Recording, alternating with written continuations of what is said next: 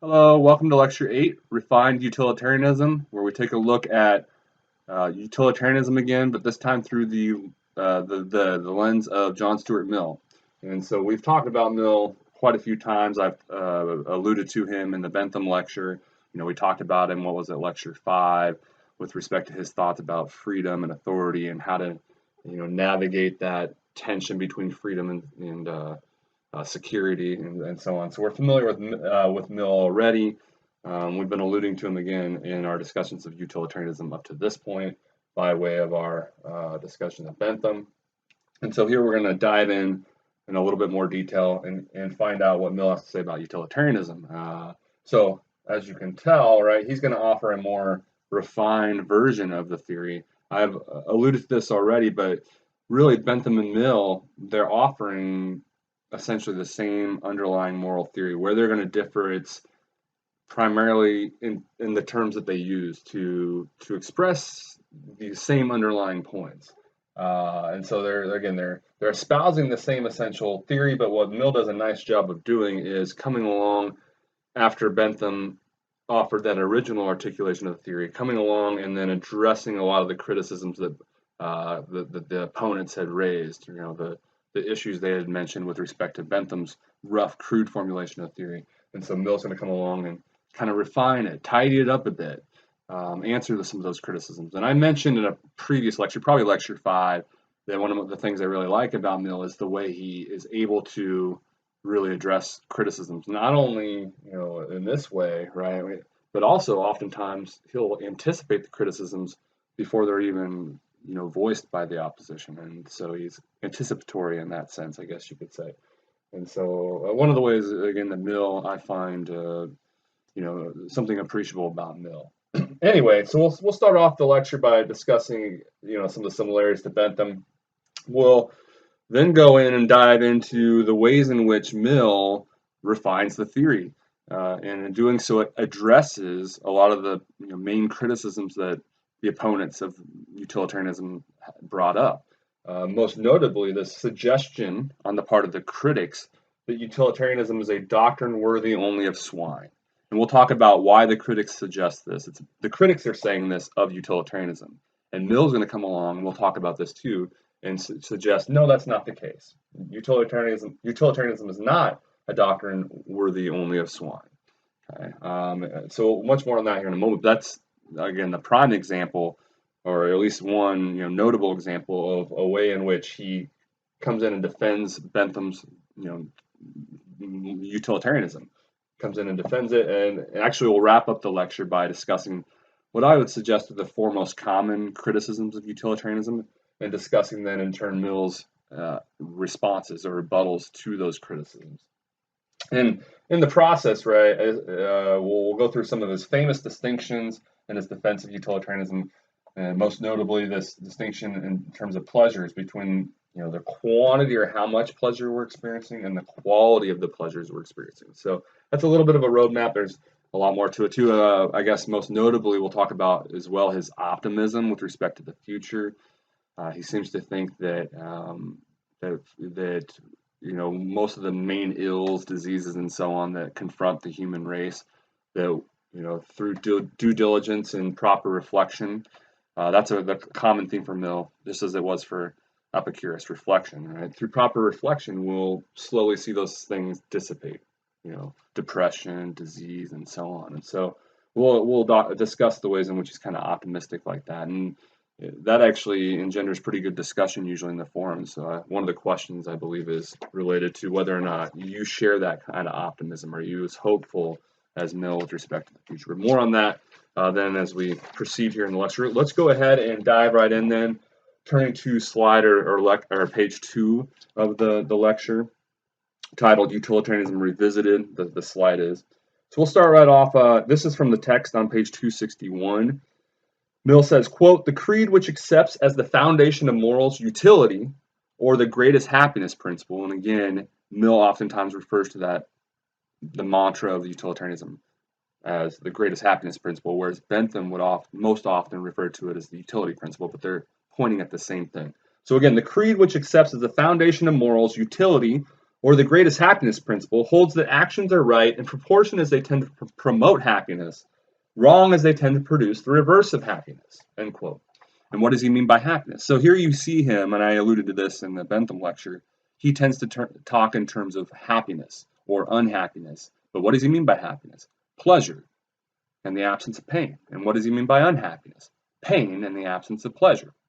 Okay, so even though he and Bentham or he and Epicurus might use slightly different terms sometimes, right? Or Mill might tend to discuss things in terms of happiness.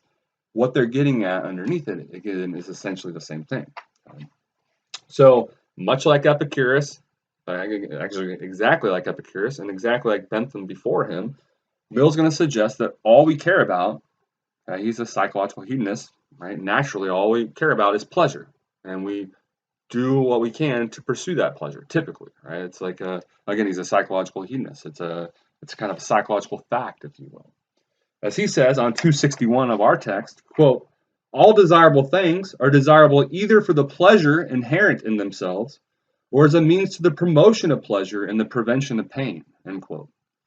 So again, hopefully you get the idea here. He's essentially offering the same views, not only of Bentham, but more or less of Epicurus. Now, Epicurus, while he, and we hopefully, you've seen how this is the case, right, offered many of the same views, right, pleasure is all that matters, and so on. He didn't voice it in the terms of, say, a moral theory like Bentham and Mill did, but nevertheless, all three of these guys are advancing the same sort of view, right? Pleasure is all that matters. Now, of course, as we'll see here in a moment, Mill's going to agree with Bentham or with Epicurus that, having said that, right, pleasure is what matters. These guys are psychological hedonists. We have to proceed in a very measured, rational way. So moving on to slide or page 3, I mentioned one of the main things Mill is most known for is addressing the primary criticisms that were advanced against Bentham's version of utilitarianism, most notably this famous accusation on the part of the critics that utilitarianism is a doctrine worthy only of Swine. Now, why do the critics suggest this? What is it about utilitarianism that makes them suggest that it's a doctrine worthy only of Swine? Well, it goes something like this. Remember what we just said, right? The utilitarians, they suggest all that matters to us and everything we ought to do should focus on maximizing what? Pleasure. Well, hey, guess what? That doesn't sound much different than the rest of, the animal kingdom, right? Isn't that, how are we then any different? If that's all we care about, if that's all we focus on and it's all that matters, if these utilitarians are right, how are we any different than pigs? How are we any different than swine? So it's in that sense, right, in suggesting that all that matters to us is pleasure, that the critics suggest utilitarianism is sort of degrading, right? It renders us no different than swine. Hence, it's a doctrine worthy only of swine. They think that, obviously they find that unsettling. They feel it's degrading, and they're basically suggesting it's an objection to the theory. And so Mill's acknowledging that criticism, right? As he famously admits, these critics deem it, quote, a doctrine worthy only of swine, utilitarianism, that is. So again, was actually expressed on 262 of our text, where he comes out and famously says this, or acknowledges this, okay? So we're going to see then how he thinks this criticism can be addressed. Okay? And he says, actually, remember that Epicurus dude that we talked about a couple lectures ago?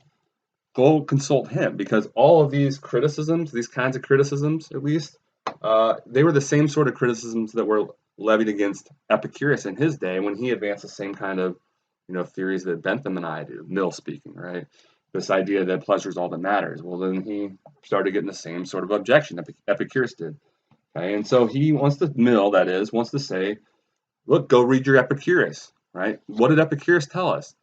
While it's all about pleasure, it's not about diving in willy-nilly into every pleasure that presents itself. No, we need to be calculative, measured, proceed in a measured fashion. Proceed rationally, however you want to put it. You get the idea, right? It's a thoughtful process. So it's not this just, ever-present overindulgence in pleasure, every pleasure that, shows itself to us. No. Remember with Epicurus, that kind of idea that we might have to postpone pleasures in the moment, right? And maybe even endure a little bit of pain in the moment to then generate a much greater pleasure down the road. Okay, so there's this kind of, as the utilitarians would say, utility calculation going on. Okay?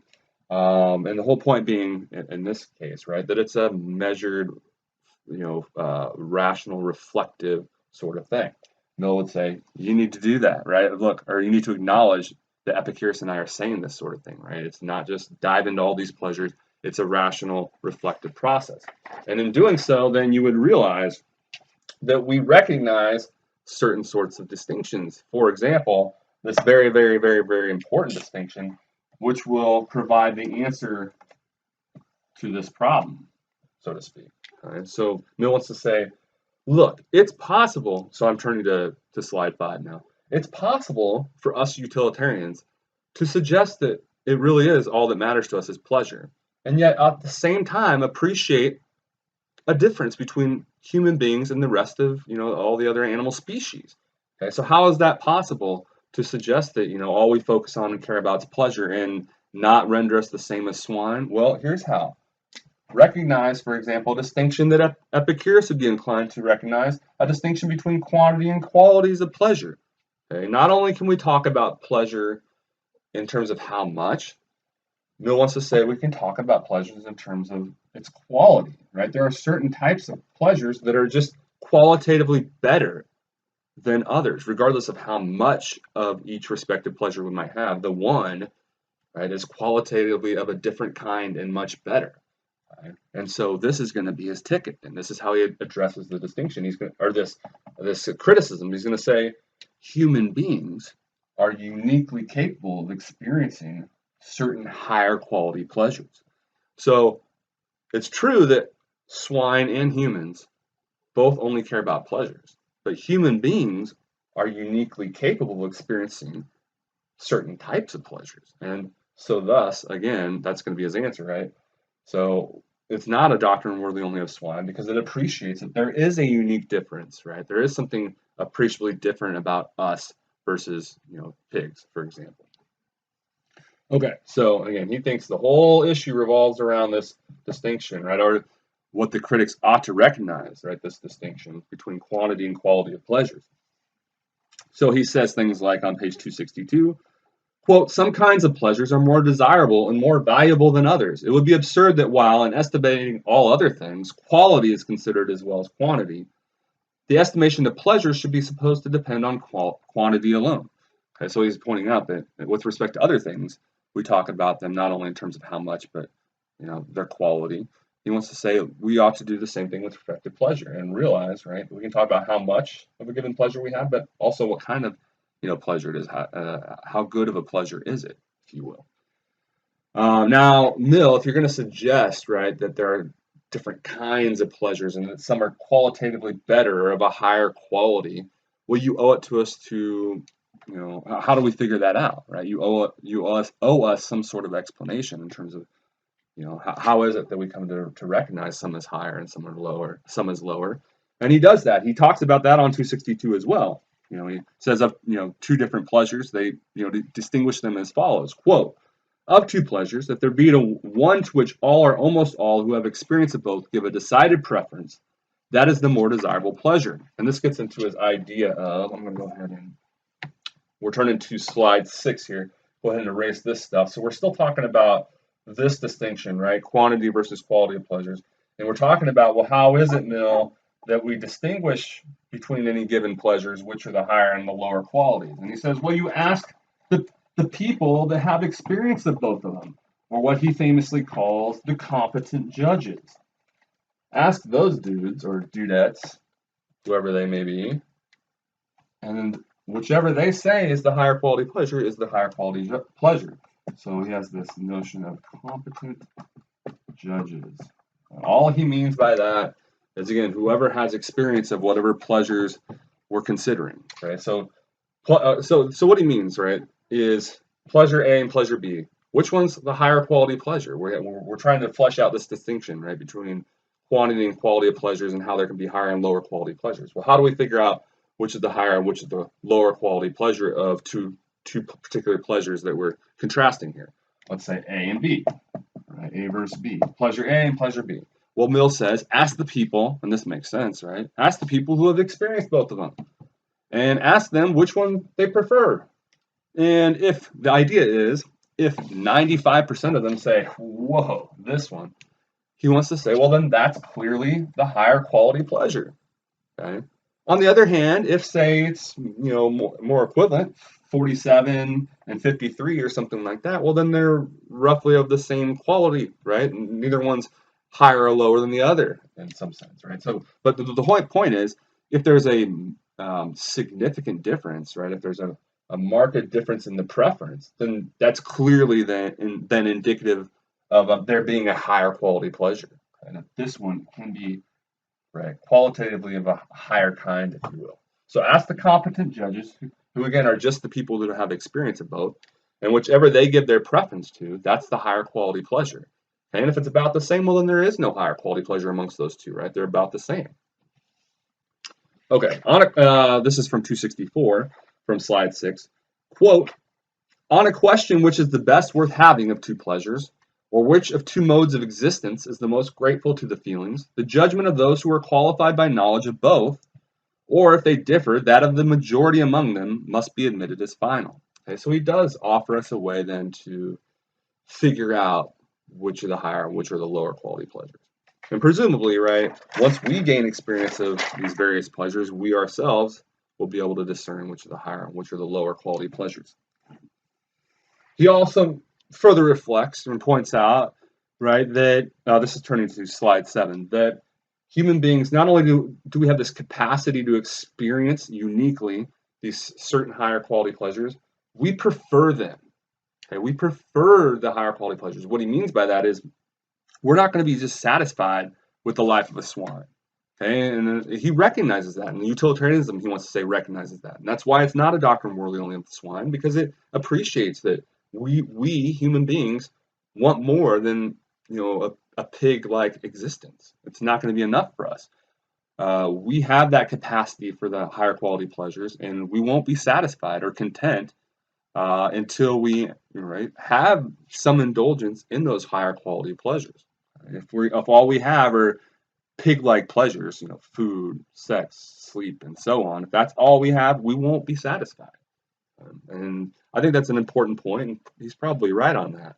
Or at least for most people. Now, he does address, as we'll see here shortly, there are some exceptions, which, on the face of it, if there's exceptions, wouldn't that be, wouldn't that undermine your theory? Well, he'll explain them here in a moment. Why are there these exceptions? Okay. But on a whole, people, he says, human beings, we have a preference for these higher quality pleasures. Right? Well, not only do we want to have enough to eat, do we want a good amount of sleep, and so on, but we want to play chess. We want to reflect on the strategy in a sporting event. Right? We want these higher quality pleasures that utilize our quote-unquote higher faculties. So there's also this related distinction then between higher faculties, which then allow us, right, this capacity to experience the higher quality pleasures, and the quote-unquote lower faculties then, which would be common to us and other animals, right? We uniquely have these quote-unquote higher faculties. What he means by that, something like reason, which then allow us unique access to these particular pleasures that the rest of the animal kingdom doesn't have access to. And again, the idea here is we won't be satisfied unless we have pleasures that cater to these as well. Okay, we want this stuff too, right? We need sleep and food and so on, right? But that won't be good enough. We'll be miserable. We'll be depressed if that's all we have, or most of us anyway. So that leads them to say things like, on 262, quote, human beings have faculties more elevated than the animal appetites, and when once made conscious of them, do not regard anything as happiness which does not include their gratification. Very important. So, turning to slide 8, we prefer these higher quality pleasures and at least some indulgence in our quote-unquote higher faculties. 262, humans naturally, quote, give a most marked preference to the manner of existence which employs their higher faculties, end quote. 263, what's more, quote, a being of higher faculties requires more to make him happy, end quote. So it is harder to satisfy us, right? Again, because we need more than just, the pig basics, right? Food, sex, sleep, and so on. Yet nevertheless, right, Mill also points out we would never yearn for a lower type of existence. Just because we realize it's harder to please us, nevertheless, we wouldn't want to become pigs just because it's easier to satisfy a pig. So that's what he said. That's what he's getting on 263 when he's pointing out that despite requiring more to be happy, quote, he, and that being us or humans, can never really wish to sink into what he feels to be a lower grade of existence, end quote. So again, even though it's easier to satisfy pigs and other animals, right, because we require more to be happy, we nevertheless would never wish to become these other animals. And that's because the happiness we do experience, and we'll elaborate on this here in a moment, is of a much richer, higher quality, or so says Mill, right? This is the argument, which then more than makes up for any lack we might have in terms of, or any deficiency in terms of not being able to be as content as often or something like that. Blah, blah, blah. Oh, so we mentioned, right? So turning to slide 9. What about the people, though? I know Billy Bob, and he's perfectly content laying on the couch, drinking Guinness and eating Doritos all day, right? Doesn't need anything more than, drink, food, sleep, etc. So in other words, Mill, what about these people that don't seem to, right, cater to the higher faculties or choose the higher pleasures, so to speak? Doesn't that undermine your suggestion or your theory that, one of the defining features of human beings is that we have these higher faculties and that we constantly prefer them, right? And we wouldn't be satisfied without indulging in them. And he says, look, there are some exceptions, but just because they're exceptions doesn't mean they undermine my theory, Mill speaking, right? They are the exceptions, okay? They're the exceptions to the rule. Okay, and typically when you have these exceptions, so 98% of the time what I'm saying is true, Mill speaking, right? And then when you have those 2% which seem to, for whatever reason, indulge in merely the lower quality pleasures, they're typically for two reasons, which, are easily explained. One, there's no other way to put it, for a lack of a better way of putting it. Rather, they have a infirmity of character, as he puts it, or in some sense, they don't make good decisions. They have a more like pig-like character, right? They're more animal, or how would you put these? Pig-like. They're more pig-like. They're not as refined, I guess you would say, right? They're more animalistic in their character. Okay? So he says that's what I'm getting on option 1 here, right? A lot of these people, right, that seem to not care about their higher faculties and the pleasures associated with them, they just have a more pig-like nature, right? They're not as developed or refined of people, if you will. As crass as that might sound. So he says things like on 263, these types of people, quote, they pursue sensual indulgences to the injury of health, though perfectly aware that health is the greater good, end quote. So for whatever reason, they don't, they're not as inclined, right, to focus on or care about and indulge in these higher pleasures. Or, and I would probably argue that maybe this is more often the case when we're trying to explain, why is it there are these people for whom this isn't true, right? That we have this marked preference for the higher faculty. More often the time when that's the case, it's probably the second reason, and that's that, a lot of us, we have to work our butts off, right? We work 3 jobs just to make ends meet. And the last thing we want to do when we get home at 4 in the morning after getting off our night shift or whatever is come home and read Mill or play chess or reflect on the strategy in the sports game. All we can do is come home, eat something, crash, get a couple hours of sleep before the next job. Okay, so Mill says for a lot of people, this can be explained, right? These exceptions can be explained because the practical circumstances they're dealt, they have no choice but to just worry about the basics, right? Food, sleep, and so on. They don't have the time or opportunity or the leisure, if you will, to indulge in their higher quality pleasures. So because of the demands of the real world, lower pleasures may be, quote, either the only ones to which they have access or the only ones which they are any longer capable of enjoying. All right. So in general, he says this is true. We have these higher faculties, this rational capacity, if you will, which then allows us to experience these much richer, higher quality pleasures. Okay, and then we'll come full circle back to the question, then turning to slide 10. Is utilitarianism a doctrine worthy only of swine? Well, no. Okay, he thinks he's offered a way, right, that the utilitarian can say that all that matters to human beings is pleasure, and at the same time not be demeaning to human beings, and and appreciate that there is a difference between human beings and other animals. Because again, what is the answer? Human beings are uniquely capable of experiencing certain types of pleasures, higher quality pleasures. Other animals can't experience those. So it's not a doctrine worthy only of swine. It does appreciate and respect, the dignity of human beings, if you will. So that's what I'm getting at on slide 10 there with all those piggies at the bottom. We are not just a bunch of pigs. And there's more to us. And I meant to mention this a moment ago when we were talking about, while we appreciate that it takes a lot more to make us happy, we wouldn't wish to become pigs, right? And I mentioned that's because when we do experience happiness, it's of such a richer, higher quality that it more than makes up for whatever we lacked in the other way, right? And that's what he's getting at when he distinguishes between happiness and contentment.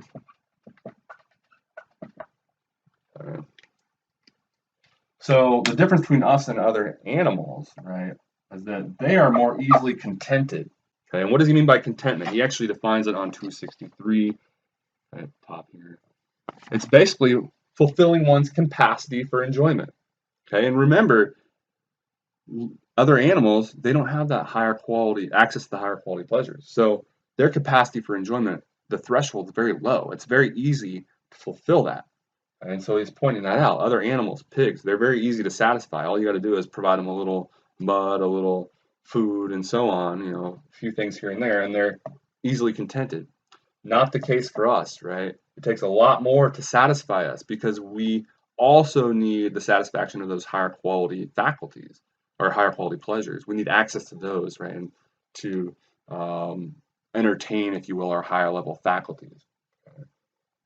So we're harder to make content, but then on the other hand, happiness, which is kind of like for him a measure of the richness of one's experience, right, the quality of one's experience, this is where then we have the upper hand, right? Our ability to experience happiness is of a much greater, we have a much greater ability to experience a richer sort of happiness, if you will.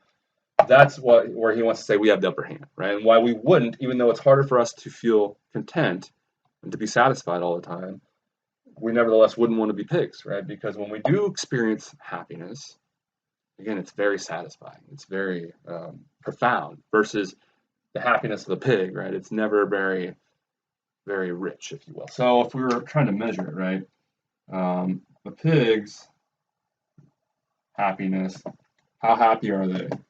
Right, it doesn't waver much, but us, well, we experience these peaks, and when we do experience, when we do maximize what we're capable of, right, it's way better. Okay? So hopefully that kind of makes sense. Again, he's talking a lot about this on 265. We're at really 263 to 265.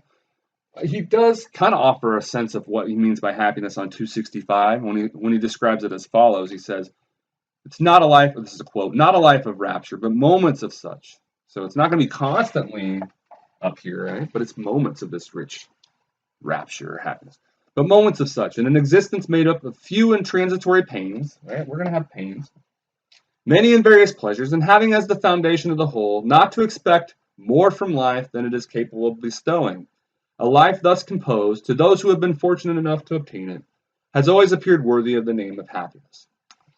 So again, the general idea here is while animals are more easily contented, satisfied, if you will, they do not experience the type or the quality of happiness that we do, or that we're capable of. And this is why a very famous quote from 263. This reminded me, Epicurus says something very similar to this too. And so another example of Epicurus' influence shining through on both Bentham and Mill.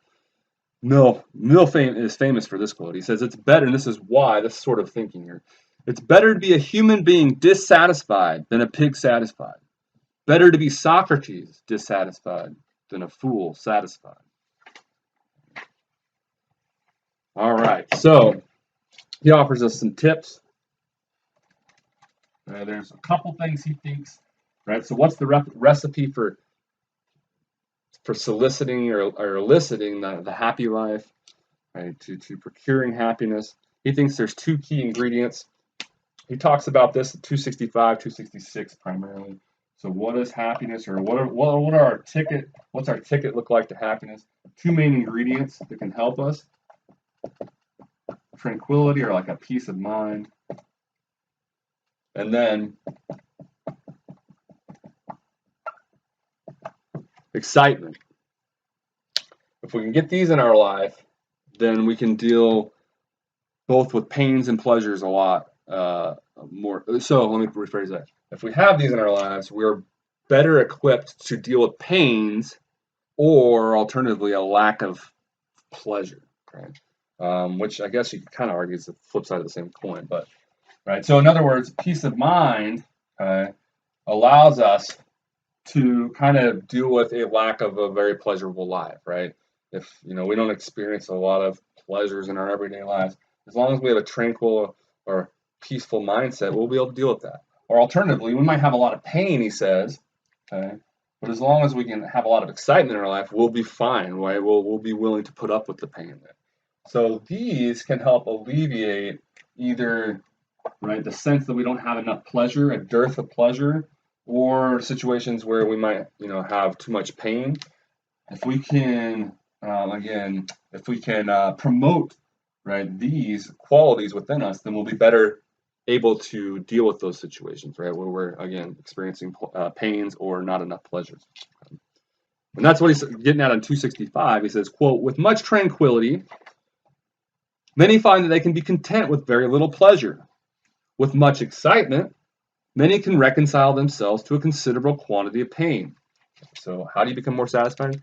Epicurus also gave us, a recipe for happiness, and here you have Mill doing the same thing. Focus on developing these, right? Focus on soliciting more excitement in your life so that you are then better able to, when pains pop up, sort of brush them aside. And at the same time, focus on maybe meditation and promoting more peace of mind so that when life seems a bit boring, you're able to just kind of go with the flow. And what's the problem with people that, despite seeming to have whatever they need, don't ever seem to be quite happy? He blames this on a couple main factors: selfishness and a lack of reflection. And not surprisingly, that sounds reminiscent of Epicurus. Reflect, reflect, reflect.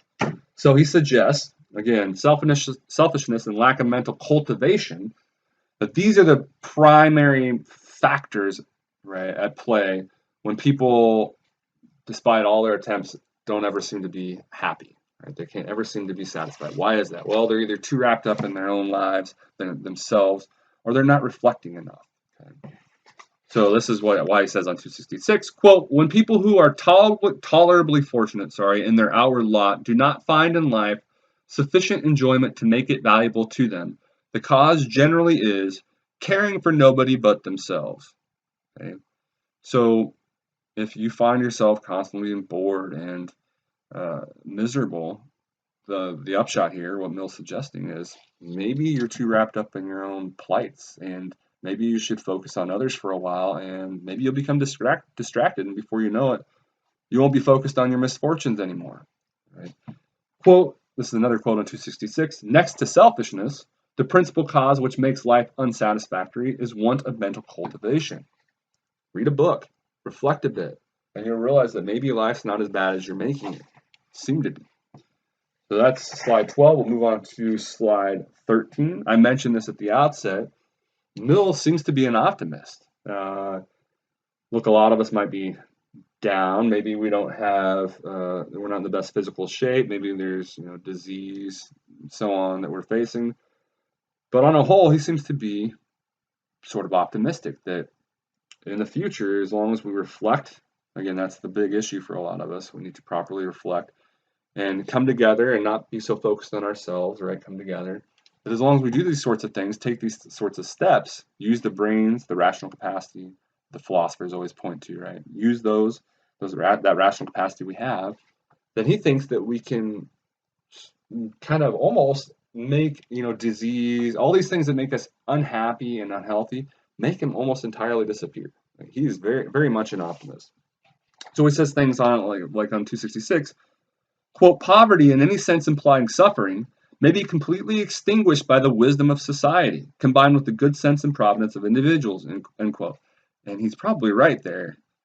Distribution of wealth, if we just reflected a bit more on that, maybe instituted policy change and so on, I think that's what he's getting at by wisdom of society, right? If we just reflect on these kinds of things, maybe poverty isn't something we're always going to be straddled with. Maybe with a different sort of economic philosophy in place, doing things slightly different, maybe we could make poverty go away. That's Mill's suggestion anyway. Of disease, he says also in 266, disease, quote, may be indefinitely reduced by dimensions by good physical and moral education and proper control of noxious influences. Okay, so the physical ailments, disease and so on, even those can be dealt with in a significant manner. And then in 267, quote, all the grand sources, in short, of human suffering are in a great degree, many of them almost entirely, conquerable by human care and effort. We just got to sit down and reflect enough to figure things out. So he's very much an optimist. Looking forward to seeing what you guys think if you guys address question 3 there for reflection time. Do you share his optimism with respect to the future? Now, to wrap up the lecture here on Mill, I want to discuss what I would say are the 4 most common objections, or at least 4 very common objections to utilitarianism, and Mill's responses to them. So you should be familiar with each of these objections, some of which we've already mentioned and discussed, and also then familiar with what Mill's going to say in response to these. Okay? Excuse me. So first, and I don't know that I'm trying to think if I've even mentioned this one yet. How would I have not mentioned this objection yet? I don't know that I have. This one is so now I should have put this up here, but this first one is actually arguably the most common, and it's going to be the main criticism of the deontologists, people like Kant, and it's also going to be Bernard Williams in the next lecture. We're going to talk a little bit about Bernard Williams and his critique of utilitarianism, one of his main criticisms. It basically revolves around this criticism as well. So very common, I would even argue probably the most common objection to utilitarianism is this idea that it's cold and calculating.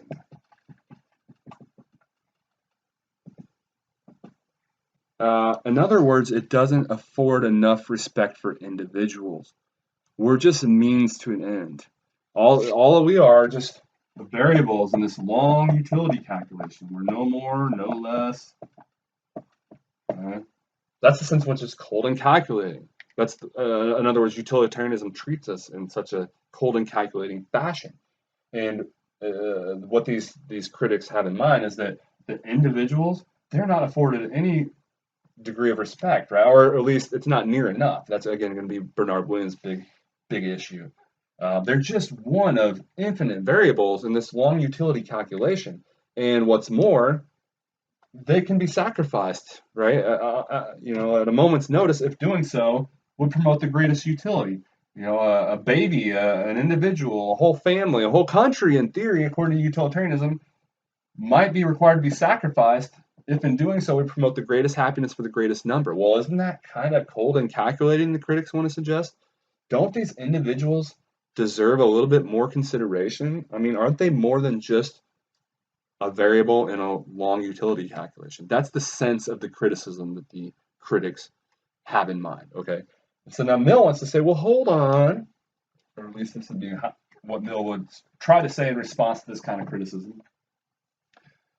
It's not true that utilitarianism lacks an appreciation for individuals, because in fact, individuals do matter, and if they are that adversely affected by a proposed action, then it's going to shine through in the utility calculation. So let me give you an example.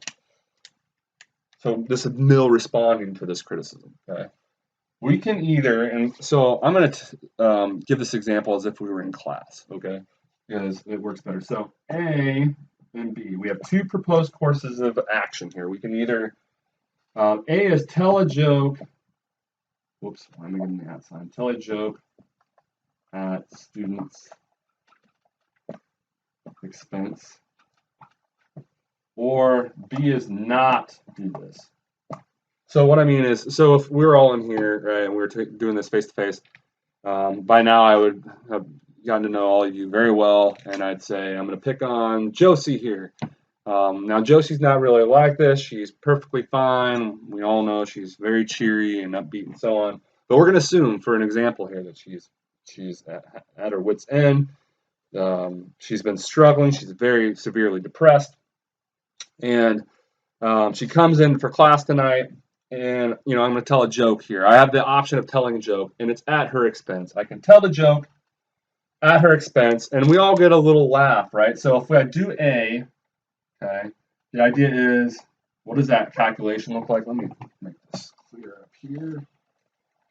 So what does that calculation for A look like? It would look like this. I'm telling the joke at Josie's expense, and the idea is this is going to send her over the edge. She goes home, and I always say this, right? Of course, this would never happen. She goes home and kills herself. It pushes her over the edge. This joke does. Okay, so the idea is, well, myself and the rest of the class, we get a little laugh. So let's say there's 20 people in here, including myself. We'll get one util pleasure from it. So 20 positive, right? But then she goes home and kills herself. Mill's going to say, well, that's a huge negative, right?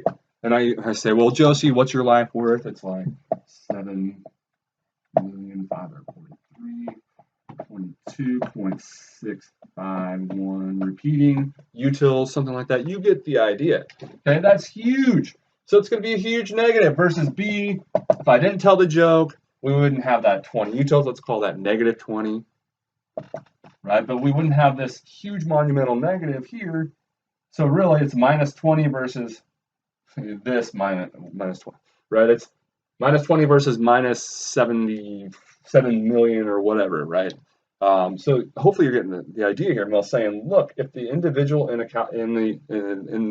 the circumstances is going to be that affected by a proposed course of action, it's going to shine through in the calculation to the point where, hey, the utility calculation tells me don't tell the joke. Okay, so it's not true that that my theory, Mill speaking, doesn't afford individuals enough respect. We do afford individuals respect, and we do it in the fairest way possible, right? We treat everybody exactly the same in this calculation. But hey, again, if you are that significantly affected, it's going to alter the equation, and it's going to affect our end result decision. So that's Mill's response there. Okay, so that's the cold calculating. We will pick up on that, particularly in the second part of the next lecture, Lecture 9, when we talk about Bernard Williams. And then much more detail will enhance our sort of focus on this criticism as well, again, when we get to Kant and deontology. Okay, that's their big issue with utilitarians. They're not offering enough respect for the individuals. They're treating humans merely as means and not as ends in themselves, as Kant famously says. Okay, so that's criticism 1. Criticism 2, we've already talked about. It's the main one we talked about throughout the lecture. So the suggestion is, number 2 here, utilitarianism's emphasis on pleasure is degrading and renders it a quote-unquote doctrine worthy only of swine. We remember what Mill said, right? No, that's not true. It's true that all we care about is pleasure, and the utilitarians correctly point that out. But hey, we are uniquely capable of experiencing certain kinds of pleasure, and other animals can't do that. So it's not a doctrine worthy only of swine. We appreciate what's unique about humans, Right? So there goes that objection.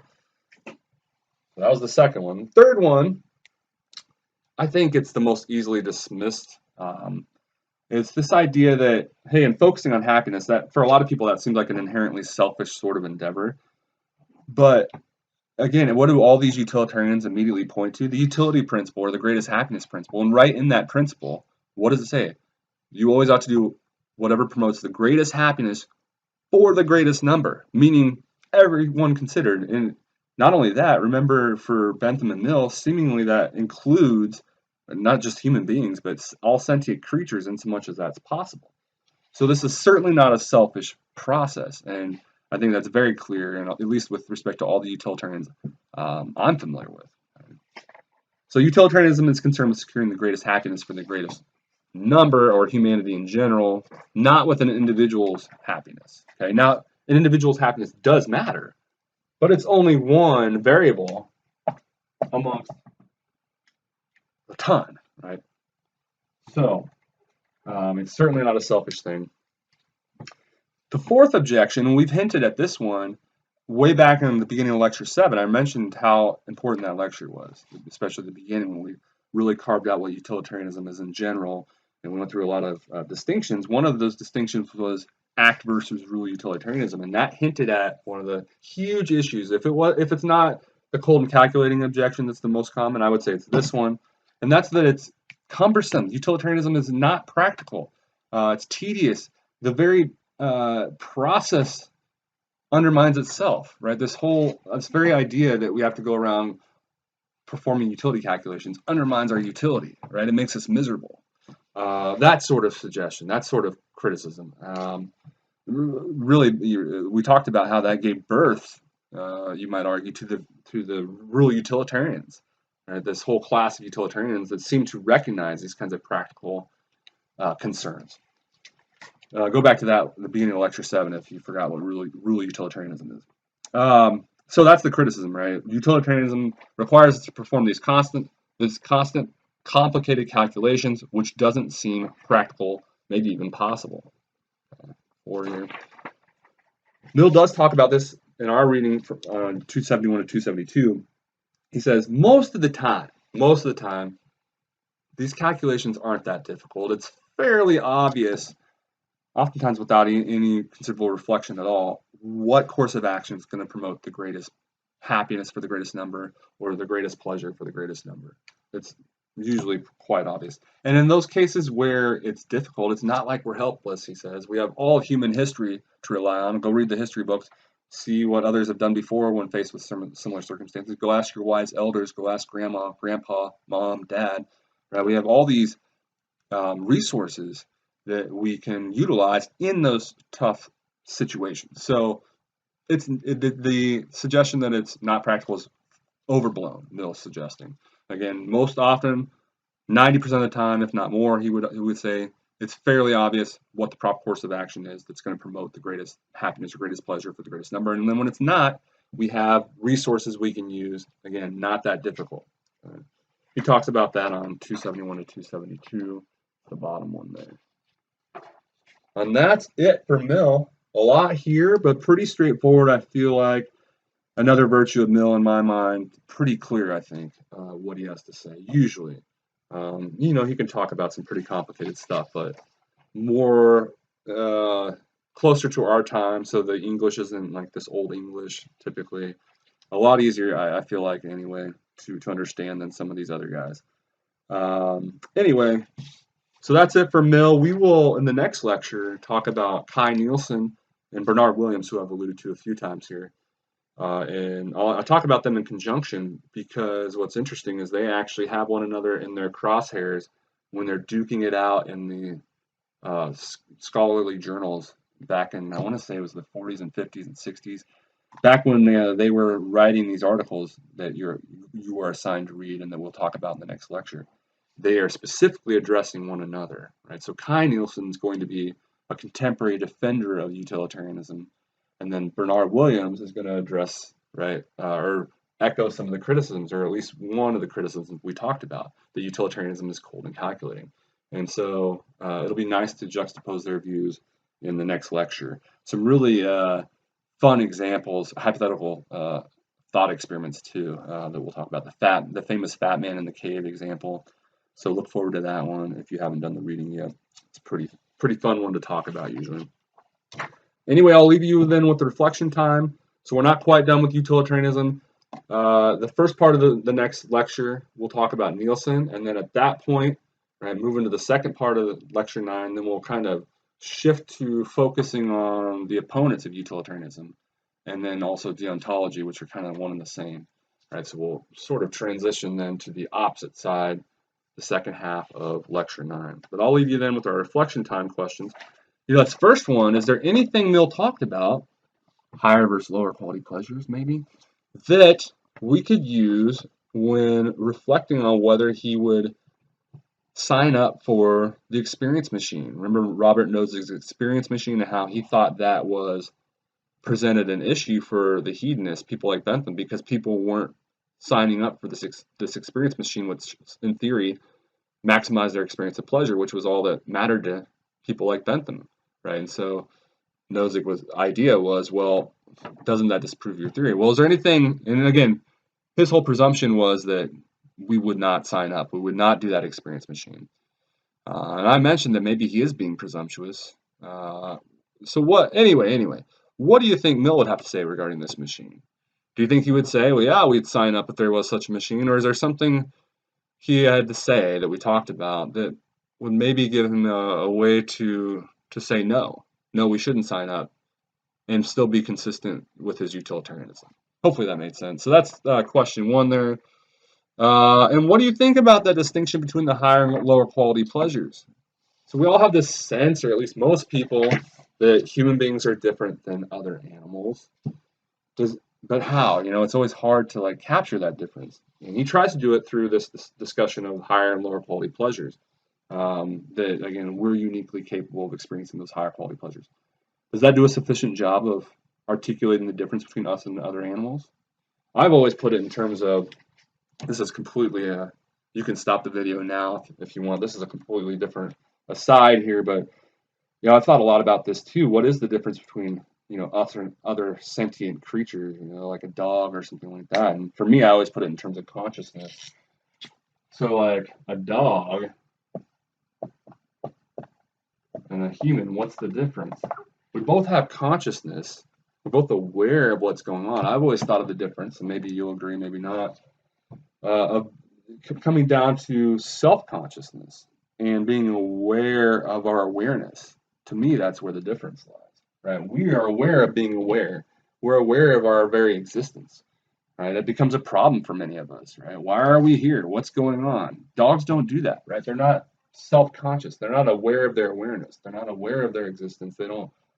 Thus, the existence and the awareness isn't an issue for it, right? It doesn't. Hence, they don't have existential crises. So I would argue, what's the difference?